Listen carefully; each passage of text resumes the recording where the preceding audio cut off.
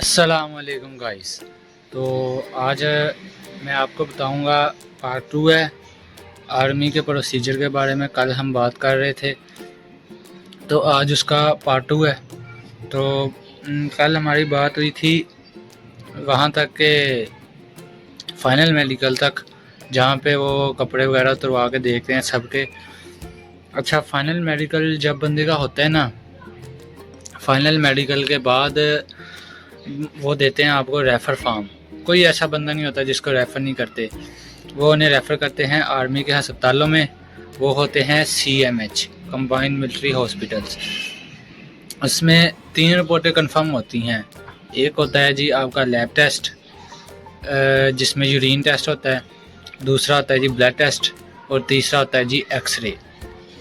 ये 3 आपको पक्का करवाने ही पड़ते हैं, ये आपको करवाने ही पड़ेंगे।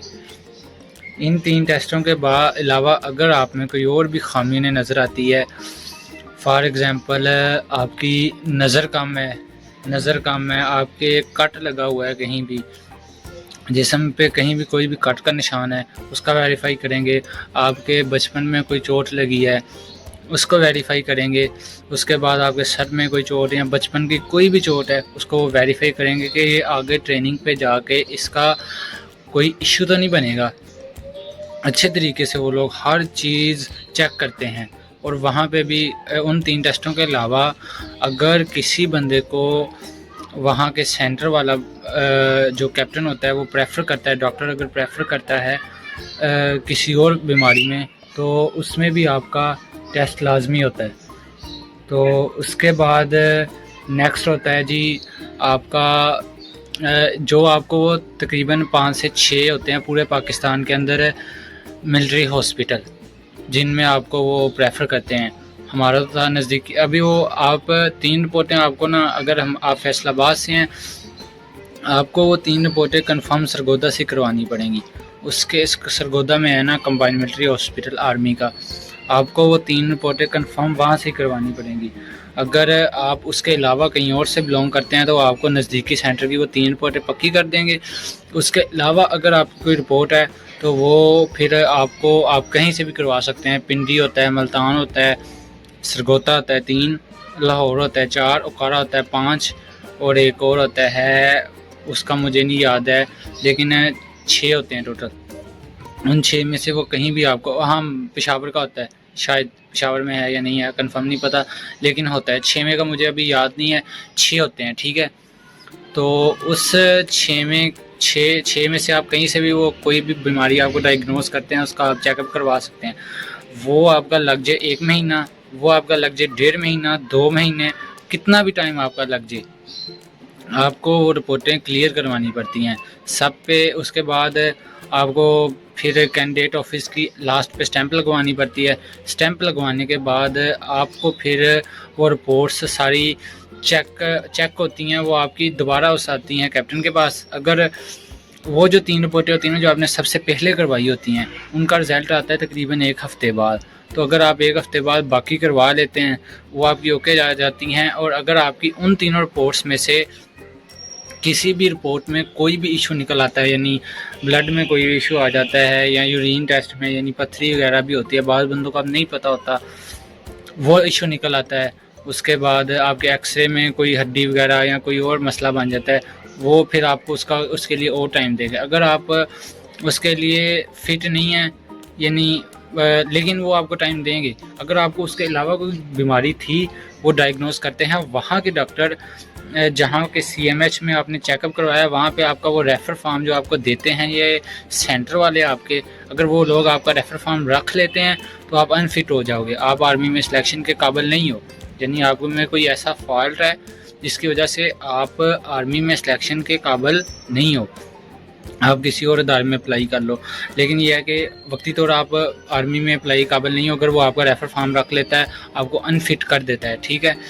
लेकिन अगर वो फ़िट कर देता है हर चीज़ में से, और आपको ये आपको खून की या पेशाब में या यूरिन टेस्ट में या फिर आपको एक्सरे में कोई इशू बन जाता है, वो आपका वो क्लियर करवाएंगे, आपको टाइम देंगे, इतने टाइम में आप क्लियर कर लो तो आपको फिर कॉल आ जाएगी। उसके बाद वो आपका हो जाए 1 महीने में, वो आपका हो जाए 2 महीने में या 3 महीने में, 2 महीने पक्का लग जाते हैं। ठीक है, ज़्यादातर बंदों का ये नाक का बहुत ऑपरेशन होता है, उनकी कहते हैं ये ना नाक की हड्डी टेढ़ी है ये वो, तो आपके वो ना क्लियर करते हैं, वो आपका सारा फिट होगा। आपको फ़ाइल बनवा के वो आपको जमा करवानी पड़ेगी सेंटर में, फिर आप इंतज़ार करेंगे कॉल का। ठीक है, आपको कॉल आ जाए जी, अगर आपका मेरिट बन जाएगा ना तो आपको कॉल आ जाएगी। ठीक है, अगर आपको कॉल आ जाती है तो कॉल वाले दिन आपको जिस दिन वो बुलाते हैं उस दिन आपका वो इंटरव्यू लेते हैं, उस दिन आपको पता चलेगा कि मेरी कोर कौन सी लगी है। ठीक है, कोर वो होती है, कोर और ट्रेड दो, ट्रेड तो ज़्यादातर वहाँ जाके पता लगता है,